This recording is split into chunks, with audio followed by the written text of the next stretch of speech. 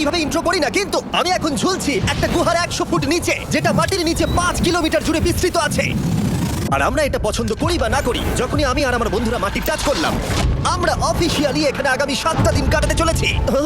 বাবারে, এটা আমার জীবনে করা সবথেকে ভয়ঙ্কর জিনিস। প্রথমত, আমাদের এখন এখান থেকে অনেকটা দূরে যেতে হবে। কেন? যদি ঝড় বৃষ্টি হয় তাহলে এই পুরো জায়গাটা জলে ভরে যেতে পারে, আর সমুদ্রের মতো ঢেউ এসে সবাইকে ভাসিয়ে নিয়ে যেতে পারে। সেই জন্য আমাদের আরো ভিতরে যেতে হবে একটা বেস ক্যাম্প বানানোর জন্য। ভাই এটা পুরো পাগলাম। এটা একটা অন্য জগৎ মনে হচ্ছে। এই কেভ এন্ট্রান্সটা হয়তো দেখতে সুন্দর, কিন্তু দেখে যা মনে হচ্ছে আসলে তা নয়। আর আমরা হয়তো জানি না যে আগামী 7টা দিন আমাদের জীবনের সবথেকে কঠিন সময় হতে চলেছে। সবথেকে বাজে ডিসিশন। ঠিক আছে, আর কিছুক্ষণের মধ্যে অন্ধকার হতে চলেছে। ক্যাম্প না করলে আমরা বিপদে পড়বো। আমরা কোথায় যাচ্ছি সেটা কি বলবে? আমাদের ক্যাম্প সেটআপের জন্য একটা ফ্ল্যাট গ্রাউন্ড খুঁজতেই হবে। কেভের ভিতরে ঢোকার পরে আমরা এমন একটা জায়গা খুঁজে পেলাম যেটা অনেকটা উঁচুতে থাকায় আমরা জল থেকে সুরক্ষিত থাকতে পারবো। তার মানে এটা ক্যাম্পের জন্য পারফেক্ট। পারফেক্টটা একটু বেশি হয়ে গেল। মোটামুটি বলা যেতে পারে। ঠিক আছে, ক্যাম্পের জন্য মোটামুটি প্রথম দিনের বাকিটা আমরা কাটিয়ে দিলাম আমাদের জিনিসপত্র আনতে। প্রত্যেকটা ব্যাগের ওজন প্রায় 80 পাউন্ডস। আর যেমনটা তোমরা ফুটেজে দেখছো, আমরা এটা করতে 4 ঘন্টা লাগিয়ে দিলাম। এখান থেকে যাওয়া খুব কঠিন। তারপরে আমরা সবাই বেস ক্যাম্পে ফিরে গেলাম। ঠিক আছে, আমরা এখানে লাইট লাগিয়ে দিলাম। আমাদের সব জিনিসপত্র হোম বেসে চলে এসেছে। একটু ক্যামেরাটা ওদিকে দেখাবে। ওদিকটা কিন্তু ভয়ানক অন্ধকার, আর সবসময় এরকমই থাকবে। তাই আমরা ক্যাম্পিং গ্রাউন্ডের জন্য খুব বেশি কিছু করতে পারলাম না। কটা ফুটো করে দড়ি টাঙিয়ে দিলাম। এটা ধরো আর ওঠো দেখি। মনে হচ্ছে আমাদের হ্যামকগুলো ভালোই সাপোর্ট পাবে। আর তারপরে আমাদের সার্ভাইভাল গাইড জোয়ের সাহায্যে আমরা হ্যামক টাঙালাম। এই সরু দড়িটা আমার হ্যামকটাকে ধরে রাখবে। হ্যাঁ, ডিনার খেয়ে আমরা প্রথম রাত্রি ঠান্ডার জন্য তৈরি হলাম। আমি মিথ্যে কথা বলবো না, আমি যতটা ভেবেছিলাম তার থেকে এই হ্যামকটা অনেক বেশি কমফোর্টেবল। এই আমি তো আমার চমকেই হাতটা তো গেছিলাম। বড় কেন ভাই? এই কেভটা 2.5 কিলোমিটার ডিপ, আর আমরা এখন এন্ট্রান্সের কাছেই ক্যাম্পিং করছি। কাল আমরা অনেক কিছু এক্সপ্লোর করব। তোমরা কেমন ঘুমালে? ভয়ঙ্কর। ঘুমই হয়নি। এটা সত্যি একটা অস্বস্তিকর পরিবেশ। কেবের উপর থেকে অনবরত আমাদের উপরে জল পড়েই যাচ্ছিল, তাই উপরে একটা প্লাস্টিক চাপালাম, কিন্তু তাও আমাদের হ্যামকের উপরে জল পড়েই যাচ্ছিল। একটা আইডিয়া আছে, চলো শেল্টারগুলোকে ভালোভাবে তৈরি করি। আমার মনে হয় এই প্লাস্টিকগুলোকে জুড়ে দিলে আর জল পড়বে না। বাহ, তুমি তো জিনিয়াস। আমি শুধু একজন ইউটিউবারই নয়, ঠিক আছে? আমার হ্যামকটা এটার উপরে ঝুলছিল। মানে দেখো, আমি আরেকটু হলে হ্যামক থেকে নেমে পড়ে যেতাম। আর আমরা সেই সময় এটা বুঝতেই পারিনি যে এই গর্তটা প্রায় 40 ফুট গভীর। তাই যখন আমি আর শন প্লাস্টিকগুলোকে জুড়ছিলাম, তখন ম্যাক আর কার্ল এই গর্তটা কতটা ভয়ঙ্কর সেটা দেখতে গেল। আমার হ্যামকটা দেখতে পাচ্ছো? ওখানে আমি ঘুমোচ্ছিলাম। এদিকটা দেখো। আর যেহেতু এই কেভে সব একই রকম দেখতে, তাই আমাদেরকে ফলো করা অনেকটাই কঠিন ছিল। এই ম্যাপে তোমরা আমাদের হোম বেস দেখতে পারবে, আর দেখতে পারবে ওরা ওখান থেকে কত দূর হ্যাঁ, যাচ্ছে। এটা তো খুবই ভয়ঙ্কর। ভাই এটা পাগলামো। আর যখন ছেলেরা র্যান্ডমলি এক্সপ্লোর করছিল, তখন আমি আর শন ক্যাম্পে কাজ করছিলাম। এই স্লিপিং ব্যাগটা এখানে কেন পড়ে? কারণ এটা থেকে পিয়ের গন্ধ বেরোচ্ছে। ইয়া, এটা থেকে শেখা উচিত স্লিপিং ব্যাগ ভাড়া নিতে নেই। আমরা স্লিপিং ব্যাগ কেন ভাড়া আমি- নিয়েছি? কেন আমি আমরা জানি না। স্লিপিং ব্যাগগুলো কিনে আনতে পারলাম না? আর তারপরে আমরা এই দুটো প্লাস্টিককে জিপ টাই দিয়ে জুড়ে দিলাম। কিছু মনে করো না, এই দড়িটার উপরে আমার জীবন বাজি আছে। আর তখন ওইদিকে ম্যাক আর কার্ল তখন ওই গর্তের মধ্যে। ও মাই গড, ম্যাক! আর শেষ পর্যন্ত ওরা একদম নিচে পৌঁছে গেল। এই, আমি তো ভাবলাম সবাই ক্যাম্প নিয়ে কাজ করবে। আমরা শুধু দেখাচ্ছিলাম জায়গাটা কতটা ভয়ঙ্কর। না বললেই হবে, তোমাদের স্কিল নেই। আচ্ছা ঠিক আছে। আর যদিও ওদের এবার ফিরে আসা উচিত ছিল, কিন্তু কাল আর ম্যাক এটা কতটা গভীর সেটা দেখানোর চেষ্টা করলো। ভাই এটা দেখতে দারুণ লাগছে। তুমি কি নদীটাকে পার করতে পারবে? কিন্তু ওরা এটা জানে না যে এই রিভারটা এই কেভের গোটাটাই জুড়ে আছে। তার মানে এর মধ্যেও আমাদের কিছুটা সময় কাটাতে হতেই পারে। ওই তো ওরা এসে গেছে। এসো। তোমরা রান্না করে রেখেছো তো? হ্যাঁ, রান্না করেছি। ঠিক বলেছে। একটা নতুন বাড়ি, ঠিক বলেছি তো? একদম। এখন আমাদের একটা ছাদ আছে। আর এটা তো দারুণ। জিমি রান্না বেশ ভালোই আর করেছে। আমরা আমাদের ফায়ার পিটটাকে এই সুন্দর জায়গাটাতে নিয়ে এসেছি। জায়গাটা কেমন? বেশ গরম। আরামদায়ক। এই পাথরগুলো গরমটাকে ধরে রাখবে এবং ওপর থেকে যে পি পড়ছে সেগুলোকে আটকে দেবে। ওটা পি নয়। তাহলে ওটাকে কি বলবো? যদি জানি না, হয়তো বৃষ্টির জল হবে। না, এটা বৃষ্টি নয়, না, পাথর মানে ইয়ে করছে। এই একটু উপরে দেখাও। তুমি মেঘ দেখতে পাচ্ছো? পাথর দেখা যাচ্ছে। এটা বৃষ্টি নয়, রক পি। Rock P. ঠিক আছে, রক পি। ঠিক আছে, এটা রক পি। আর একটা শুকনো রাত ঘুমিয়ে কাটাবার পরে আমরা ঠিক করলাম জো আমাদের সার্ভাইভাল এক্সপার্ট, তাকে নিয়ে আমরা কেভের শেষ প্রান্ত অব্দি যাব। Cave! Cave! Cave! Cave! Cave! Cave! Cave! দেখা যাক আমরা কেভের কতটা গভীরে যেতে পারি। তোমরা কিন্তু মনে রাখবে আমরা সবেমাত্র কেভের এন্ট্রান্সের দিকেই আছি, আর আমাদের ইচ্ছা এই কেভের শেষ প্রান্ত অব্দি যাওয়া, অবশ্যই না মরে গিয়ে। ও মাই গড, এটা তো খুবই স্টিফ। আরে এটা তো সবে শুরু। আমরা কেভের আরো গভীরে এসেছি। তোমরা সবাই সাবধানে আসবে। এটা খুবই ছোট জায়গা, আমার মনে হয় না এখান থেকে আমি যেতে পারবো। কেভ এক্সপ্লোরের ইন্টারেস্টিং জিনিসটা হলো, যা হোক করে আমাদের এই ছোট্ট ফাঁকগুলোর মধ্যে দিয়ে এগিয়ে যেতে হবে। ও মাই গড, খুব ছোট জায়গা। আর তারপরেই খুব বড় একটা জায়গা আসবে, সেটা এতটাই বড় যে কিছু না দেখতে পাওয়ার জন্য এটা করতে হলো। ও মাই গড। এবার আমি সব দেখতে পাচ্ছি, এটা দুর্দান্ত। এটার তো অনেক আলো। ভাই জায়গাটা কতটা সুন্দর দেখো।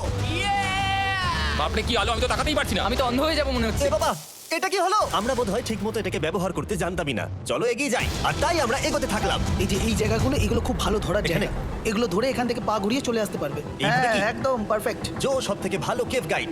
এভাবে কেউ গাইড করতে পারবে না। ঠিক আছে, এইবার ব্যাপারটা ইন্টারেস্টিং হবে। কি? এটা কি? এখান থেকে আমাদের ওয়েট শুট পরে সাঁতার কেটে যেতে হবে। গতকাল ম্যাক আর কার্ল এটা নিয়ে মজা করছিল, কিন্তু এই কেভে আমাদের পরের অ্যাডভেঞ্চারটা ছিল একটা প্রায় জমে যাওয়া নদীর মধ্যে। ও মাই গড, এটা তো পাগলামি! তার মানে আমাদের ওয়েট শুট পড়তেই হবে যাতে আমাদের হাইপোথার্মিয়া না হয়। আমরা এটা কেন করছি? এই এক্সপেরিয়েন্সটা তো জীবনে একবারই হবে। এটা করলে হয়তো আর নাও বেঁচে থাকতে পারি। আমাদের এই কেভের শেষে পৌঁছতে হলে আমাদের এই নদীর মধ্য দিয়ে, এই ছোট্ট ফাঁকগুলোর মধ্য দিয়ে সাবধানে ধীরে ধীরে এগিয়ে যেতে হবে। আস্তে আস্তে নামো, স্রোতের কারণে পা পেছনে টানতে পারে। ঠিক আছে, আমি তাহলে নামছি। তুমি ওই দেয়ালগুলো ধরে ধরে এগোতে থাকো আস্তে এটা তো আস্তে। খুব ঠান্ডা। তুমি পারবে জিমি। জানি না এখানে ঢুকতে পারবো কিনা। জিমি, এবার তুমি জল থেকে উঠে দাঁড়িয়ে পড়ো। Oh my God! এটা সত্যি একটা পাগলামি। এখানে কি ঠান্ডা! যখন তোমরা খুব ঠান্ডা জলের মধ্যে থাকবে তখন একটা পাথরকে ধরে এগিয়ে চলা খুব কঠিন হবে। Oh my God! এটা সত্যি পাগলামি। ম্যাক, গড, চলে এসো। আমার ভয় লাগছে। চলো চলো, পারবে। ভাই। এগোতে থাকো, পেছন দিকে তাকিও না। একবার দেখো আমরা কি করছি। কিন্তু এই বাধাগুলো এতটা কঠিন ছিল না সামনে যা আসতে চলেছিল তার তুলনায়। আমরা পেরেছি। কেভ কেভ কেভ এই, কেভ। একটা কথা শোনো, আমরা 10% আসিনি। তার মানে এখনো আমরা শুধুমাত্র সার্ফেসেই রয়েছি। আর শেষ প্রান্তে পৌঁছতে হলে আমাদেরকে আরো 2 কিলোমিটার যেতে হবে। যেরকম তোমরা দেখতে পাচ্ছ এখানে 24/7 বৃষ্টি হয়, তাই আমি একটা আড্ডা মারার জায়গা তৈরি করেছি যেখানে আমরা কেউ ভিজবো না। আমি ভাবছি আমি যদি এটা না বানাতাম তাহলে কি হতো। আমি নিশ্চিত যে ওদের একটা ভেজা পাথরের উপর শুতে হতো। আমাদের ক্রমাগত এগিয়ে যেতে হবে এবং শরীরটাকে ভিজে রাখতে হবে। ঠিক আছে। নইলে আমাদের শরীরের তাপমাত্রা কমে এটা যাবে। এতটা কঠিন কেন? সব থেকে বাজে ব্যাপার হলো আমরা যতটাই দিকে এগোবো ততটাই আমাদের পিছন দিকে ক্যাম্পে ফিরতে হবে। আমাদের পরের বাধাটা হয়তো জলের মধ্যে নয়, কিন্তু তার মানে এটা নয় যে সেটা সহজ হবে। আরে এটা কি মাকড়সার জাল? কিন্তু আমি মাকড়সা দেখতে পাচ্ছি না। তার মানে ওটা আমাদের উপরে আছে। আরে তোমার গায়ে। আমার বন্ধুরা মতো বাজে। এই গেমটা মিস্টার বিস ভিডিওর মতো, যত এগোবে ততই কঠিন হবে। সত্যি কথা বলতে যদি আমাদের সাথে জো না থাকতো আমরা মরেই যেতাম। আর 3 ঘন্টা পরে জো আমাদের জন্য একটা বাজে খবর নিয়ে এলো। জল অনেকটা বেড়ে গেছে আর আমরা অনেকটা সময় লাগিয়ে ফেলেছি, তাই আজকে আমাদের আবার ক্যাম্পে ফিরে যেতে হবে। আমি মানবো না। তুমি সেফটি এক্সপার্টের কথা অমান্য করতে পারো না। আমি এটা মানবো না। সত্যি কথা বলতে আমাদেরকে ফিরতেই হতো, কারণ এর আগে আমরা শুট করতে অনেকটাই সময় নষ্ট করে দিয়েছি। তারপর ফ্লেয়ার নিয়ে খেলেছি, তাই আমরা ফিরে যাচ্ছি আর এই মিশনটা আমরা পরের দিন আবার শুরু করব। শন, আমরা এসে গেছি। আরে তুমি এখানে কি করছিলে? এখন তোমরা কেউ ভিজবে না। আমি তো জানতামই না এই লাইটগুলো আমরা এনেছি। এগুলো দারুণ লাগছে তাই না? দুঃখের বিষয় আজকে আমরা মাত্র 20% এগোতে পেরেছি, কিন্তু বিশ্বাস করো আমরা শেষ পর্যন্ত অবশ্যই যাব আগামী কয়েকদিনের মধ্যেই। আমার মনে হয় কোনোদিনই হবে না। আমরা ডে 4টা রেস্ট নেব আর ডে 5 এ চেষ্টা করব এই কেভের শেষ অবধি যাবার। দেখা যাক কি হয়। ডে 3 তে মজা হলো, কালকে আবার দেখা হচ্ছে। আর কেভের ভিতরে 3টে খুব বাজে রাত কাটাবার পরে পরের দিন সকালে আমাদের মাথায় শুধু একটাই কথা আসছিল। আমার একটা হট শাওয়ার চাই, তবে আমি এখন একটু শান্তি পাবো। ও, এখন শাওয়ার পেলে কিন্তু দারুণ হয়। আমি চান করিনি প্রায় 3-4 দিন হয়ে গেল। তোমরা নিশ্চয়ই জানো কেভের মধ্যে শাওয়ার করা সম্ভব নয়। আমাদের অনেকটা পথ হেঁটে সাবধানে আগের রিভার বেডের কাছে পৌঁছতে হলো। Oh my God! আমি আমার ব্রেনকে ফিল করতে পারছি। আমি এভাবে ব্রেনকে ফিল আমার করিনি। কপালটা জমে গেল পুরো। চলো ড্রোন দিয়ে মাথার চুলগুলো শুকিয়ে নি। এদিকে এসো ড্রোন। ও, দাঁড়াও দাঁড়াও দাঁড়াও, এটা কিন্তু কাজ করছে। হ্যাঁ, দারুণ কাজ করছে। ড্রোন থাকতে হেয়ার ড্রায়ারের কি দরকার? আর চুল শুকানোর পর আমরা জয়ের সাথে জার্নির প্ল্যান করতে বসলাম। এটা কি জো? এটাই কেভের ম্যাপ। আগেরবার আমাদের থামতে হয়েছিল কারণ জল খুব জোরে বইছিল। এখন বৃষ্টি কম হচ্ছে, তাই কালকে আমরা নিশ্চয়ই এই কেভের শেষে পৌঁছে যাব। এটা ভয়ঙ্কর হতে চলেছে। প্রথমে আমাদের কালকে যেখান দিয়ে গেলাম সেখান দিয়ে আগে যেতে হবে। জলের মধ্যে ঝাঁপ দিতে হবে এবং পাথর দেখে হাঁটতে হবে। এগুলো সবকটা আমরা যদি পার করতে পারি তাহলে আমরা গ্লো ওয়ার্ম চেম্বারে পৌঁছে যাব। কেমন দেখতে তুমি সেটা বলো না, আমি তোমাদেরকে সারপ্রাইজ দিতে চাই। আমার মনে হয় আমরা পারবো। ওইসব বাদ দাও, আমরা ঠিক কালকে পৌঁছে যাব। কালকের প্ল্যান আমরা চক আউট করে নিয়েছি। আমরা রেস্ট করছি আর ফেস্টিভ্যাল স্মোর্টস খাচ্ছি আমাদের এনার্জি রিগেন করতে। সবাইকে চিয়ার্স। জো এই প্রথমবার ফেস্টিভ্যাল Oh, স্মোর্টস খাচ্ছে। দারুণ। জো সত্যি কথা বলবে। এটা দারুণ, তাহলে ভালো লাগলো? দারুণ লেগেছে। আমরা এই চকলেটটা আগে কেন বের করে নিই? এটা এমনি চকলেটের থেকে 10 গুণ ভালো খেতে। সত্যি কথা বলতে তোমরা যদি ফেস্টিভ্যালের সাথে স্মোর্টস ট্রাই না করে থাকো তাহলে তোমরা মিস করছো। কালকে আমরা পুরো কেভটা এক্সপ্লোর করব, দেখা হচ্ছে। তাই আমরা ভালো করে ঘুমানোর চেষ্টা করলাম আর কালকের প্রিপারেশন নিলাম কেভের শেষে যাওয়ার জন্য। আমরা আমাদের জীবনের সবথেকে ডেঞ্জারাস জার্নি করতে চলেছি। ডে 3 এর অভিজ্ঞতা মাথায় রেখে আমরা কম শুট করেছি যাতে আমরা সামনের দিকে তাড়াতাড়ি এগোতে পারি। জলটা খুব ঠান্ডা। হ্যাঁ, আগের দিনের মতোই খুব ভালো। এই তো আর যাতে আমরা সবাই বেঁচে ফিরতে পারি তাই জো ছাড়াও আরেকজন সার্ভাইভাল এক্সপার্টকে আমরা নিয়ে এসেছিলাম। এখানে আমরা ডে 3 তে আটকে গেছিলাম। এখন আমরা কি করব? এবারে আমরা অনেক তাড়াতাড়ি এসেছি। আমাদের পিছনে ঘন অন্ধকার। কোথায় যাব? এই রাস্তাটা অনেক সরু এবং হ্যাঁ। স্রোত প্রচুর বেশি, তাই আমরা দেয়ালগুলো ধরে ধরে আস্তে আস্তে এগোবো। এই যে এইভাবে। Oh হ্যাঁ, God! এই রকটায় জাম্প করো। কয়েকটা ভালো পাথর আছে যেগুলোকে তুমি ধরে এগোতে পারবে। আরে এখানটা তো অনেক অন্ধকার। আমি আর পা পাচ্ছি না। আমি এখন মাটিতে আর পাই পাচ্ছি না। যেহেতু আমরা মাটিতে পা পাচ্ছিলাম না তার মানে যদি আমরা পাথর ছেড়ে দিই তাহলে এই জলের স্রোত আমাদেরকে ভাসিয়ে নিয়ে যেতে পারে। জো, আমরা কি করব? আমি এটা ধরে এসেছি, তুমি এটা ঠিক আছে, ধরো। আমি তো দেখতেও পাচ্ছি না কোথায় যাচ্ছি। জো, স্রোত আমাকে ভাসিয়ে নিয়ে চলে যাচ্ছে। আমি করবো তুমি কি করে? পারবে, পারবে। শুধু মুখটা এখান থেকে ঢুকিয়ে দাও, আমি হেল্প করছি। এখানে আমি ঢুকবো? হ্যাঁ, এই গর্তের মধ্যে। এই তো খুব ভালো। এটা আমার জীবনের সবথেকে বিপজ্জনক অ্যাডভেঞ্চার। আমরা এখন কেভের অনেক গভীরে চলে এসেছি আর এবার আমাদের সামনে প্রথম বড় বাধা। এখানে জলের একটা ঘূর্ণাবর্ত আছে, যদি তুমি এর মধ্যে পড়ে যাও তাহলে তোমাকে একদম নিচে নিয়ে চলে যাবে। মানে আমরা পড়ে গেলে মরে যেতে পারি। হ্যাঁ, মানে আমরা মৃত্যুর সাথে খেলা করছি। এটা এতটা বিপজ্জনক হতে পারে আমি সত্যিই ভাবিনি। খুব ভালো। এই তো তাহলে কি আমার পা এখানে হ্যাঁ, রাখবো? রাখো, রাখো। ঠিক আছে, এই তো আমি পেরেছি। এটা আমার ভাবনার থেকেও বেশি কঠিন ছিল। এই নদীটা কতটা শক্তিশালী এই গোটা কেভটাকে তৈরি করেছে। কিন্তু মজার ব্যাপার হলো আমরা পাথরের মতো শক্তিশালী নই। আমি শুধুমাত্র মানুষের মতোই শক্তিশালী। সৌভাগ্যবশত কাল এই অ্যাডভেঞ্চারে লিড করেনি, তার বদলে আমরা একজন অ্যাভেঞ্জার জোকে পেয়েছি। ও কতটা এক্সপার্ট তার প্রমাণ হিসেবে বলতে পারি। সে লিটারালি কতটা ওপর থেকে আমাদেরকে নদীতে ঝাঁপ দিয়ে দেখালো। ও মাই গড, এটা পাগলামি। কে বললো এটা পাগলামি? এটা তো আমার কাছে খুবই সহজ। আমি এটা করব। তুমি কোনোভাবেই এটা করতে পারবে না। আরে কি বলছো নাকি তুমি? আমি এক্ষুনি করতে চাই। চলো যাচ্ছি Joe. God speed back. Jimmy আমার সাথে যা যা করেছে তার কাছে এটা তো কিছুই নয়। 3 2 1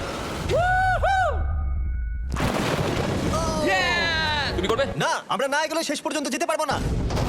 ও মাই গড, আমাদের নিচের দিকে যেতে হবে। আমরা সবসময় স্রোতের উল্টো দিকে কেন যাই? এখন শুধু আমি ভেসে ভেসেই যেতে পারবো, আর কিছু না। এই জলের তলায় অনেক ধারালো পাথর আছে, তোমরা সেগুলোকে দেখতে পাবে না, তাই সাবধানে পা ফেলবে। ও মাই গড, আবার এটা গভীর আরে হচ্ছে। আমার পা তো কিছুর উপরে রাখতে হবে। ছোট ছোট পাথরগুলোই একমাত্র বাধা ছিল না। মনে হচ্ছে আমাদের প্রতিটা পদক্ষেপে।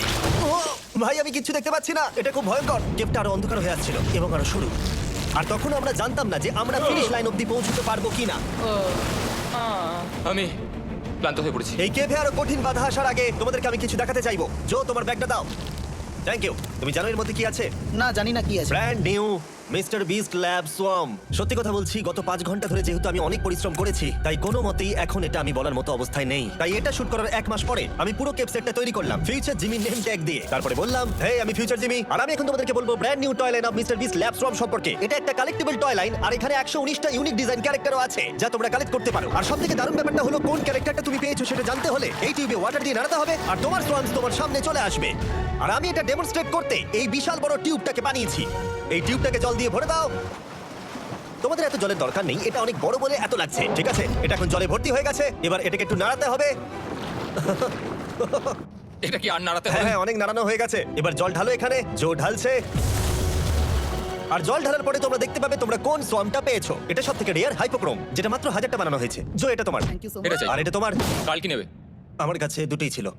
আর আমরা শুধু সোয়ামেই থেমে নেই, আমরা এই অ্যাকশন ফিগার প্যান্থারগুলো বানিয়েছি যেগুলো এই ব্রিফকেসে আছে। আর এই সোয়ামের মতো এই মিউটেটর যখন তোমরা কিনবে দেখতে পাবে এর ভেতরে কি আছে। কোথায় কিনবো? ভালো হয়েছে জিজ্ঞাসা করলে। মিস্টার বিস্ট ল্যাব টয়েস এখন তোমরা পৃথিবীর সব জায়গায় পেয়ে যাবে। এগুলো সব বেরিয়ে গেছে, তোমরা গিয়ে কিনে নাও। আর কেবের মধ্যে অনেক সমস্যা পেরোনোর পরে আমরা ফাইনালি পৌঁছে গেলাম গ্লো ওয়ার্ম চেম্বারে। ভাই, এবার খুব ভালো লাগছে। ঠিক আছে দিন, তোমাদের গ্লো ওয়ার্ম চেম্বারে স্বাগত।